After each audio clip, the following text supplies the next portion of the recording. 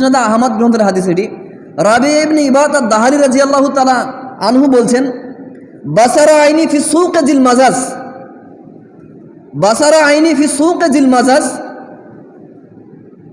আমি রাসূল সাল্লাল্লাহু আলাইহি ওয়াসাল্লামকে দেখেছি জুল মাজাজ নামক বাজারে। রাসূল সাল্লাল্লাহু আলাইহি ওয়াসাল্লামকে আমি দেখেছি। তিনি কি করেছেন? তিনি বলছেন ইয়া আইয়ুহান নাস কুলু লা ইলাহা ইল্লাল্লাহ, হে মানব সকল তোমরা বলো যে আল্লাহ ছাড়া কোনো ইলাহ নেই, তুফলিহুন, মুক্তি পেয়ে যাবে, তাহলে তোমার সফল কাম হবে। রাবি ইবনে ইবাদ আদ-দাহারি রাদিয়াল্লাহু তাআলা আনহু বলছেন যে রাসূল সাল্লাল্লাহু আলাইহি ওয়াসাল্লামকে আমি দেখেছি। কোথায়? বাজারে। কি করছেন তিনি?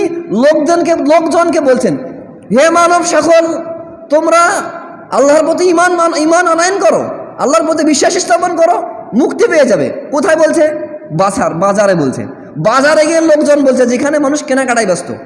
তো আপনি একজন ছাত্রকে প্রাইভেট পড়ান, যদিও আপনি মেয়ে হন বা ছেলে হন, আপনার ওই ছাত্রকে বলেন যে পেনটা টাকনির উপর পড়তে, বা যদি কোনো মেয়ে মানুষ হয় এমনিতে হারাম যে লেল পালিশগুলো রয়েছে বন্ধ করতে, যে কোনো মেয়ে আরও ব্যাপারটা থাকে বলেন, বা ছেলে আপনার ছাত্র রয়েছে, আপনি ছাত্র পড়ান, বলেন যে টাকনির উপরে প্যান্ট পরতে।